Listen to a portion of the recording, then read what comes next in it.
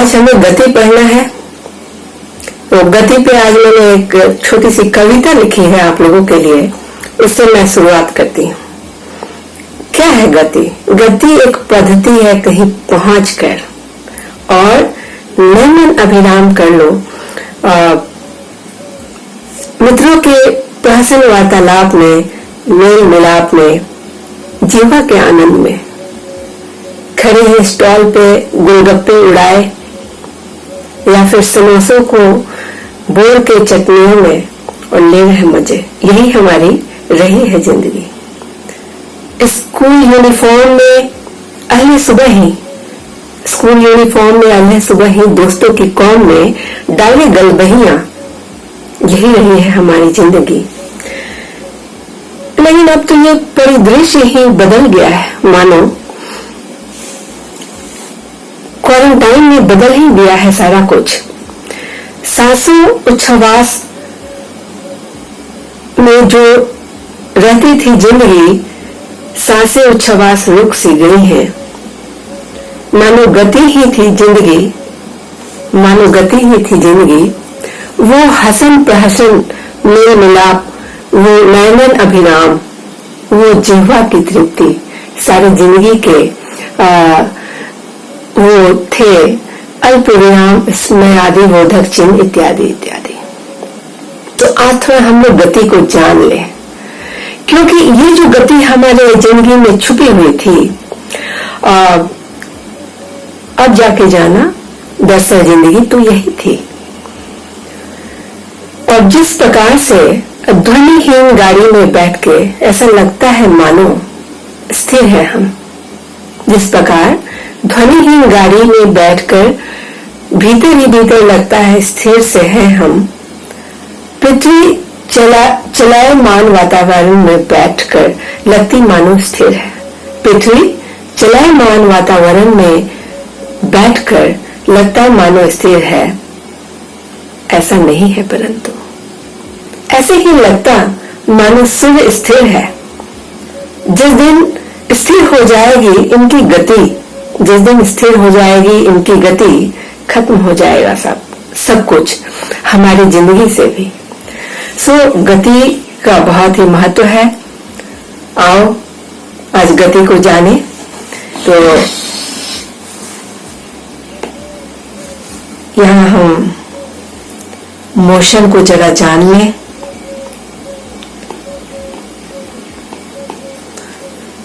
हमारे पास एक छोटा सा इसके लिए एक वीडियो भी है मेरे पास, जरा इसको हम लोग देख लें, एक दो बार चलाया जाए इसको। यहाँ आप देखें घड़ी की सुई घूमी जा रही है, एक गाड़ी बड़े आराम से चली जा रही है और एक त्वरित, फिर से देख लें, त्वरित तरीके से चली जा रही है, और एक गाड़ी तो खड़ी है, तो यहाँ अगर खंबे के पास खड़े हो जाओगे तुम, यहाँ खड़े, और जब तुम देखोगे तो तुम क्या पाते हो, खंबे से तुम्हारी दूरी तो बदल ही नहीं रही है। अगर तुम 1 मीटर के दूरी पे हो खंबे से, तो तुम देखते हो कि वो दूरी बरकरार है, वो बिल्कुल भी बदल नहीं रही। जैसे कि इस गाड़ी की दूरी, यहाँ जो आप शायद देख रहे होंगे, एक मैंने इसमें वीडियो डाला हुआ है, इस गाड़ी की दूरी तो बदल ही नहीं रही है। तो इसको हम कहते हैं कि ये रेस्ट में खड़ी है। और ये जो दूसरी गाड़ी, एक बार और हम लोग देख लें, एक समान रूप से चली जा रही है, एक समान रूप से देख लें। एक तीसरी ही गाड़ी बड़े त्वरित ढंग से आगे बढ़ी चली जा रही है, फिर से देखें, ये एक समान रूप से चली जा रही है। इन्हीं की गतियों को जरा हम देखें। जब हम अभी तो बहुत मायूसी के साथ घर में पड़े हैं क्वारंटाइन में, लेकिन जब हम रोड पे होते हैं तो हम तरह तरह के भिन्न भिन्न प्रकार के गतियों को देखते हैं। कुछ गाड़ियां तो कर्वपाथ में मुड़ रही होती हैं, कुछ गाड़ियां बहुत ही जूम करके निकल जाती हैं, त्वरित ढंग से तेजी से वो आगे बढ़ जाती हैं। कुछ गाड़ियां आपकी एक समान गति से चल रही होती हैं और वही बीच में आप खड़े होते हैं और जिंदगी का लुत्फ ले रहे होते हैं। तो आज गति के बारे में हम लोग जरा पढ़ लें।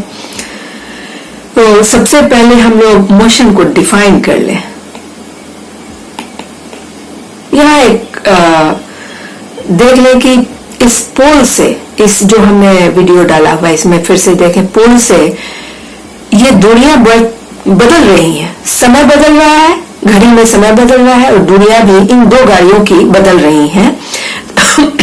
तो इन गाड़ियों को हम कह सकते हैं कि ये गाड़ियां मोशन में है। So what is motion? When an object changes its position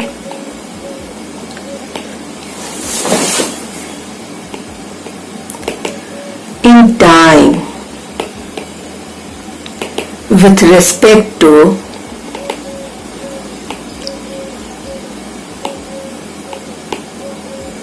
a given object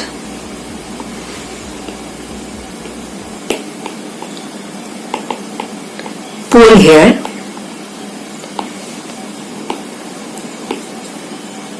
or reference point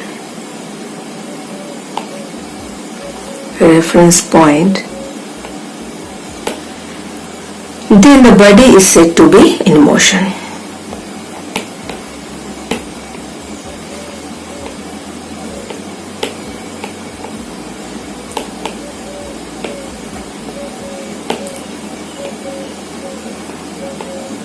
Okay.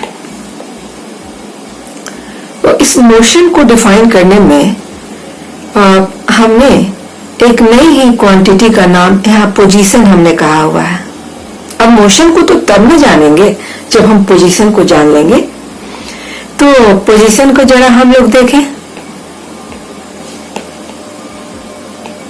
Position, कहीं रोड पे आप खड़े हो, यहाँ देख लो अपने स्कूल के पास वाले रोड पे जो धनपुरा में रोड है वहां आप खड़े हो और पास के एक विलेज का पता करना है कि एक व्यक्ति का पता करना है, फला व्यक्ति का घर कहाँ है, फला व्यक्ति का घर सब मान लो कि यहाँ पे है। तो उसकी पोजीशन तुम कैसे बताओगे? पोजीशन बताने के लिए ये दूरी बड़ा अनिवार्य है। अगर ये 500 मीटर है और तुमने ये दूरी कुछ गलत बता दी, तुमने कहा कि 100 मीटर, तो उस व्यक्ति के घर तुम पहुंच ही नहीं पाओगे। तो पोजीशन बताने के लिए दूरी बड़ा जरूरी है। और दूसरी बात जो जरूरी है वो डायरेक्शन कौन सा है, किस एंगल पे तुम्हें 500 मीटर जाना है। अगर तुम्हें एंगल नहीं पता, अगर तुम्हें डायरेक्शन नहीं पता और किसी भी डायरेक्शन तुम बढ़े चले जा रहे हो, तो तुम्हें you can not have position of that persons house. तो पोजीशन के लिए बच्चों हमें दो चीजों की जरूरत पड़ती है। पहले तो तुमने देखा कि डिस्टेंस बहुत जरूरी है और दूसरा तुमने देखा कि डायरेक्शन। डायरेक्शन किससे? एक रेफरेंस लाइन से। यहाँ रोड को हमने रेफरेंस लाइन जो है मान लिया हुआ है। तो तुम वहां खड़े होके कहोगे कि अच्छे अब इस रोड से क्या करें कि 60 डिग्री का, अगर थोड़ा सा अनपढ़ ना हो, अगर थोड़ा सा कम पढ़ा लिखा हो, तो हाथ के इशारे से बताओगे कि इस ओर आप बढ़ जाएं और 500 मीटर चलेंगे तो उस घर का पता मिल जाएगा आपको। So what is position? Position can be fully described if we know, number one, distance of the object from reference point,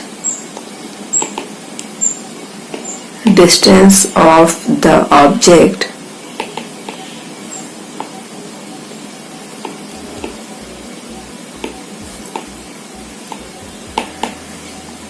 and two, direction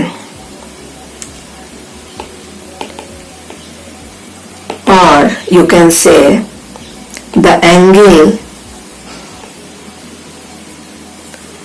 the line joining.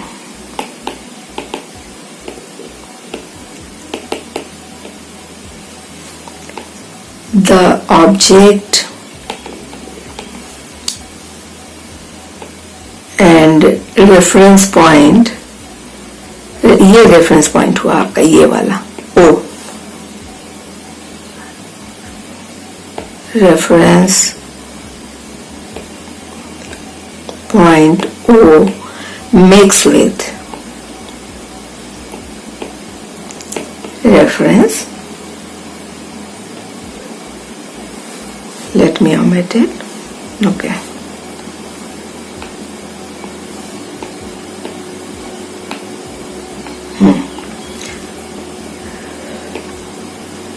Reference axis.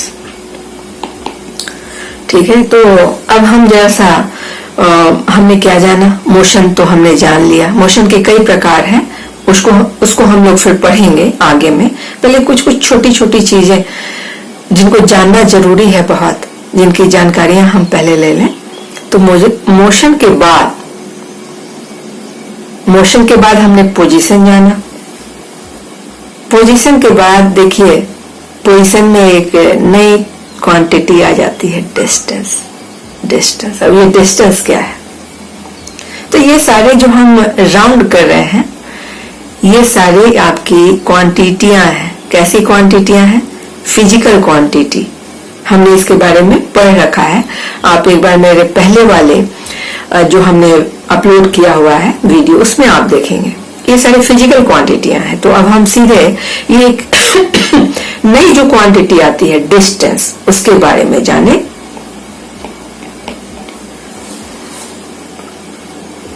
Distance अपने अपने घरों से, बसों में जब बैठ के तुम चल पड़ते हो तेरे मेरे रास्तों में, और फिर पहुंच जाते हो स्कूल। यहां तुम्हारा है होम स्वीट होम। लेकिन यह सोचो कि स्कूल को कितना मिस कर रहे हैं इस सोशल डिस्टेंसिंग में। स्कूल भी दरअसल आपका एक होम ही है। कहीं आना जाना बहुत जरूरी होता है। तो घर होम है, लेकिन अभी आपके लिए जेल बना हुआ है। तो उम्मीद करते हैं हम लोग जल्दी ही फिर वापस स्कूल में दौड़े, चहल कूद करें, चक्कर उलस करें, खेल खेलें। तरीके से हम सारे जिंदगी के आनंद हमारे बच्चे ले सकें। तो ये जो आपका डिस्टेंस, इस चीज को हमें जानना है। घरों से आप पहुंच जाते हैं स्कूल, तो ये जो टोटल लेंथ है ना, लंबाई है रास्ते की, उस रास्ते की लंबाई को ही हम कहते हैं distance. The total length of path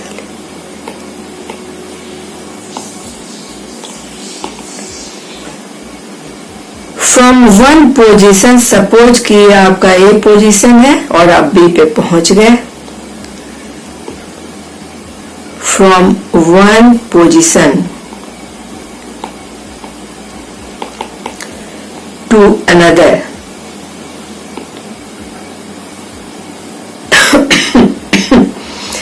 it's called distance in between the points.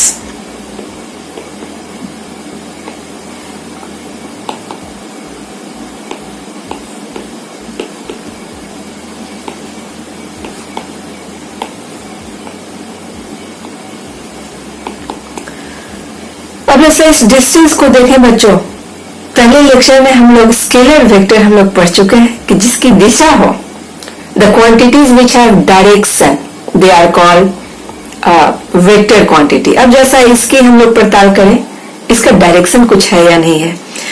तो इस पॉइंट पे देखो कि ये इस दिशा को जा रहा है, लेकिन इस पॉइंट पे जब पहुंचता है तो इस लेंथ की दिशा बदल जाती है। यहाँ अगर आप चलोगे, आपके चलने की दिशा ये हो जाएगी, यहाँ पे चलने की दिशा ये हो जाएगी, यहाँ पे चलने की दिशा नीचे होगी। तो हर जगह दिशा तो बदल रही है, एक कोई पर्टिकुलर दिशा नहीं है। तो आप कह सकते हैं कि distance has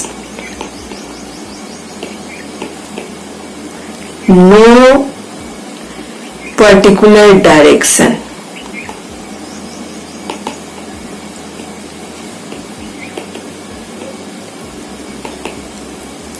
So it is a scalar quantity. So it is a scalar quantity.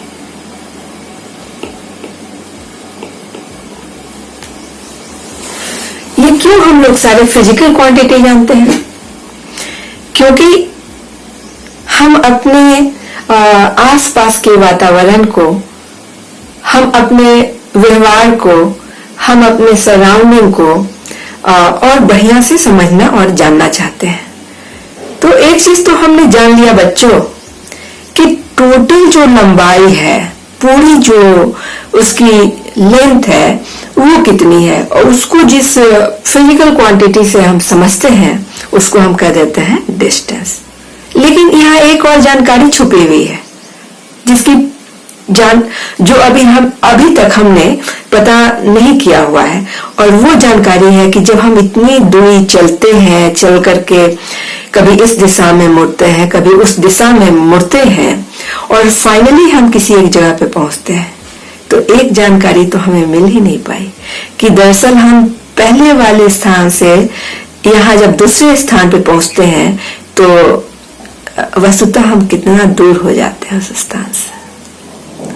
उस सबसे स्मॉलेस्ट डिस्टेंस को ही कहा जाता है डिस्प्लेसमेंट।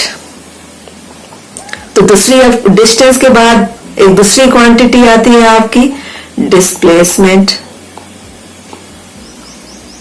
और हाँ, इस डिस्टेंस को हम किसमें मेजर करेंगे?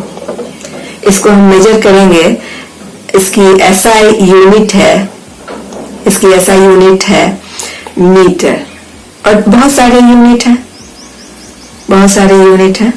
इसको जैसा हम मिटाएं पहले, let me omit this one. ठीक है, SI यूनिट मीटर है। अदर यूनिट्स है आपका सेंटीमीटर, मिलीमीटर, किलोमीटर, माइल, ये सारे यूनिट है। ठीक है, कि आप मीटर में मेजर कर सकते हैं। छोटे डिस्टेंस को आप छोटे यूनिट में, ये छोटे यूनिट है, इसमें मेजर करेंगे।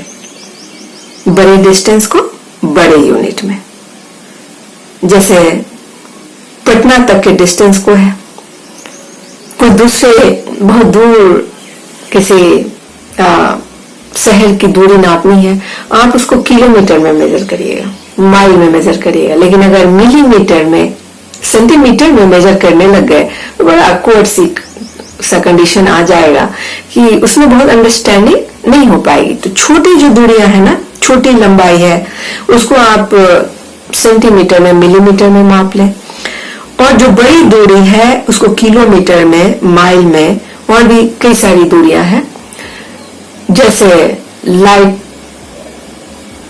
लाइट ईयर तो टाइम टेकन, अच्छा वो टाइम का है, लाइट ईयर तो हम नहीं ले सकते। ये आपका किलोमीटर हो गया, ये आपका माइल हो गया, और भी कई सारे यूनिट हैं, तो हम लोग फिर जानेंगे, अभी हम लोग इतना इसको जाने। अच्छा, तो ठीक है, तो डिस्टेंस हम लोगों ने पढ़ा। इसके बाद दूसरी चीज हमें जो समझनी है वो है डिस्प्लेसमेंट।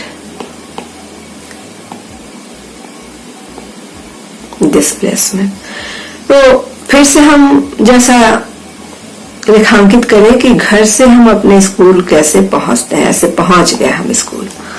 तो अब क्वेश्चन उठता है कि जो मिनिमम जो दूरी है, फाइनली हमने आड़ी टेढ़ी राहों से गुजर के जब हम स्कूल पहुंचते हैं तो हम घर से दरअसल कितनी दूर पे होते हैं? The smallest distance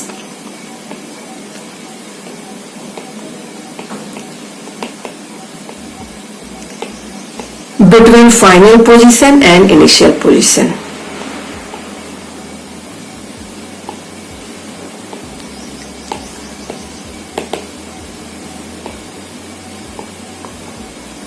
Final position and initial position.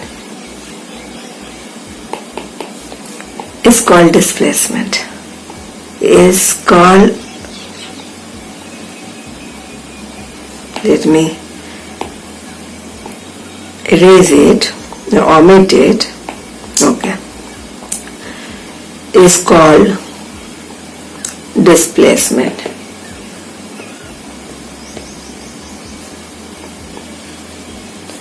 देखो बच्चों, ये भी तो जानना बहुत जरूरी है ना कि ठीक है, इतनी लंबी दूरी हमने तय की और टोटल जो दूरी है उसको कह दिया हमने डिस्टेंस, लेकिन इतनी दूरी तय करने के बाद हम जो शुरुआत में जहां थे और फिर बाद में जहां पहुंचे, उन दोनों के बीच में क्या क्या दूरी रह गई है, तो उसी मिनिमम डिस्टेंस को एक ऐसे आप यहां से एक लाइन जब खींचेंगे, यही है वो minimum distance.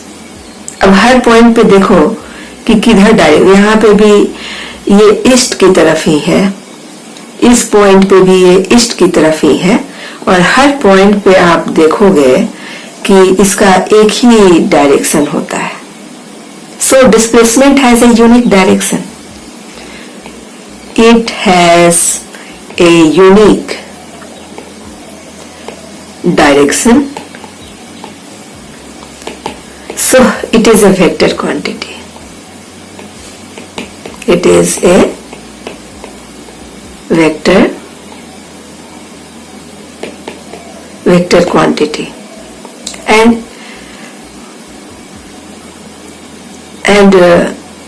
when you compare and let me say that its SI unit also is meter and other units are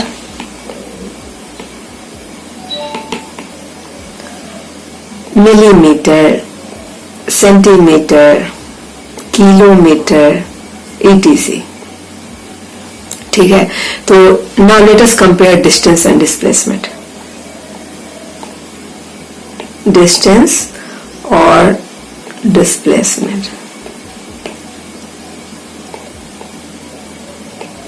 जैसा कंपेयर करें तो देखो भाई, डिस्टेंस बड़ा है या डिस्प्लेसमेंट बड़ा है? आप यहां देख सकते हो कि डिस्टेंस, ये जो लंबाई है पाथ की, ये बड़ी है, ये लंबाई छोटी है। अगर इधर ही पाथ होता तो आपका डिस्टेंस और डिस्प्लेसमेंट बराबर हो जाता।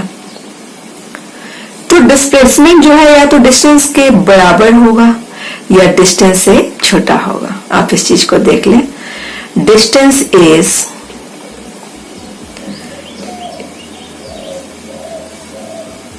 it is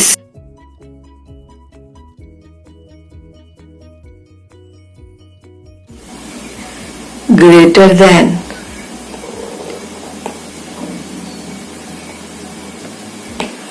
or equal to displacement.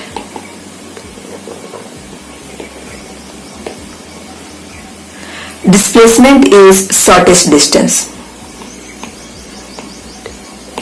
Shortest in between two points. In between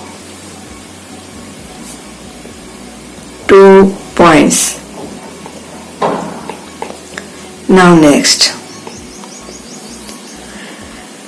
it has, इसको वन ही रखा जाए, no direction, no particular direction. Let me write no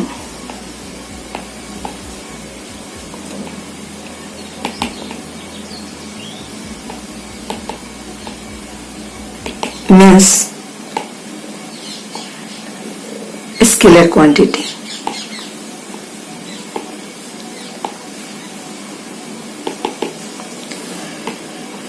और हमने देखा कि डिस्प्लेसमेंट का एक पर्टिकुलर डायरेक्शन है, ए पर्टिकुलर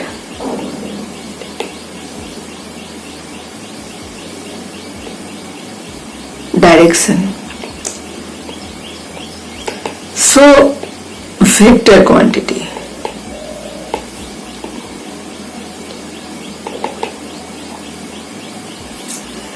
नाउ तीसरी बात जरा हम एक और चीज देख लें कि सपोज करिए एक हम डायग्राम बनाते हैं कि आप यहाँ से चलना शुरू करते हो, ये पॉजिटिव एक्स एक्सिस है, ये आपका नेगेटिव एक्स एक्सिस है, चलते चलते वापस यहाँ पहुंच जाते हो। यहाँ आपका डिस्प्लेसमेंट नेगेटिव हो गया, डिस्प्लेसमेंट नेगेटिव। तो distance can be zero, can be positive, but displacement, अब डिस्टेंस जीरो नहीं होगा, डिस्टेंस थोड़ा सा भी बढ़ोगे तो पॉजिटिव ही होगा। तो हम लिख सकते हैं distance is only positive, distance is only positive, displacement can be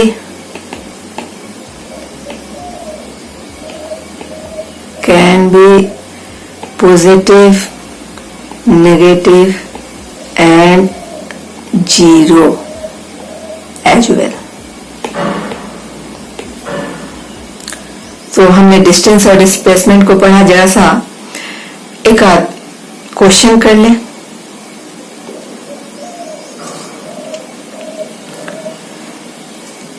question 1, एक व्यक्ति, थोड़ा सा डायग्राम में ही हम क्वेश्चन बता देते हैं कि एक व्यक्ति 6 मीटर ईस्ट गया और फिर 2 मीटर ईस्ट जाने के बाद मुड़ गया और साउथ चला गया, और उसके बाद 4 मीटर फिर ईस्ट गया। A person goes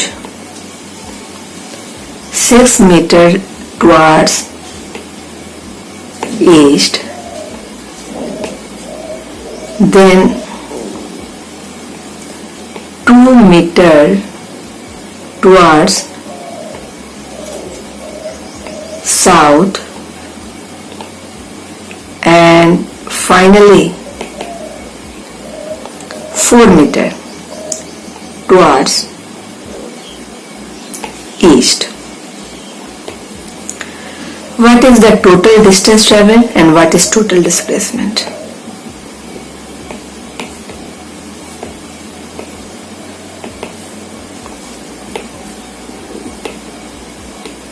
Distance traveled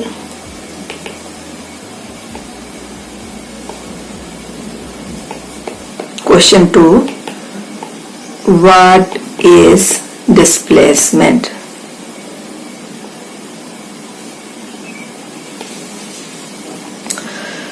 ठीक है, तो जैसे इस डायग्राम में हम देख लें कि टोटल डिस्टेंस तो टोटल लेंथ ऑफ पाथ होता है। Answer 1, since distance is total length of path,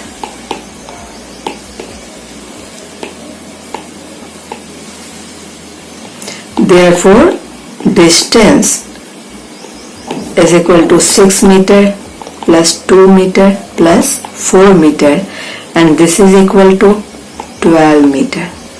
Answer. Now question number 2, हमें डिस्प्लेसमेंट निकालना है, शॉर्टेस्ट डिस्टेंस। तो हम क्या करेंगे कि इनिशियल पोजीशन से फाइनल पोजीशन तक एक लाइन, हम स्ट्रेट लाइन ड्रॉ कर देंगे, and we have to find length A B. Displacement is shortest distance, is shortest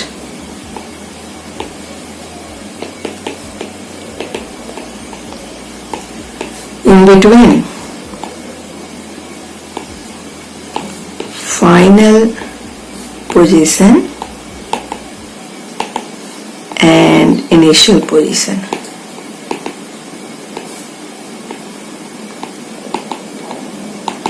That is AB। तो हमें पता करना है कि AB, therefore we have to find length of AB and direction। We have to find length of AB and its direction, as displacement is as, दो चीज पता करनी है हमें, number 1 length or number 2 direction, as displacement is a vector quantity. तो length देखो कैसे पता करते हैं। यहां हम क्या करते हैं कि इसको जब प्रोड्यूस करके हम एक राइट एंगल ट्रायंगल बनाते हैं, ABO.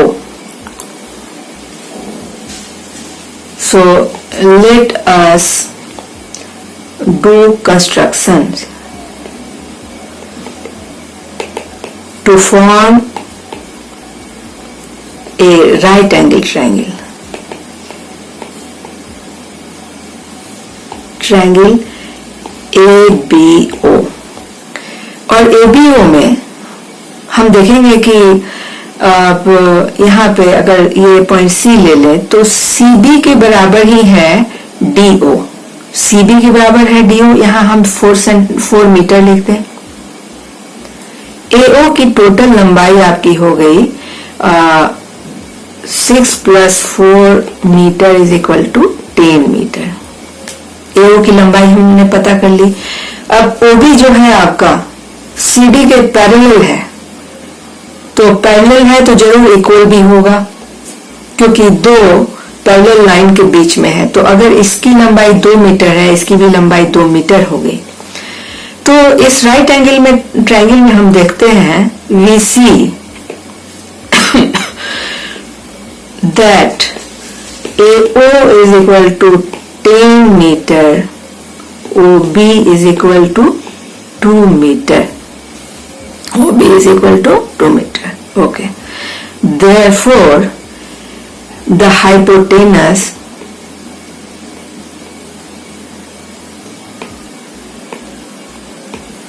AB is equal to root under AO square plus OB square, and this is equal to 10 square plus 2 square, this much meter is equal to 104 meter. So AB we obtained.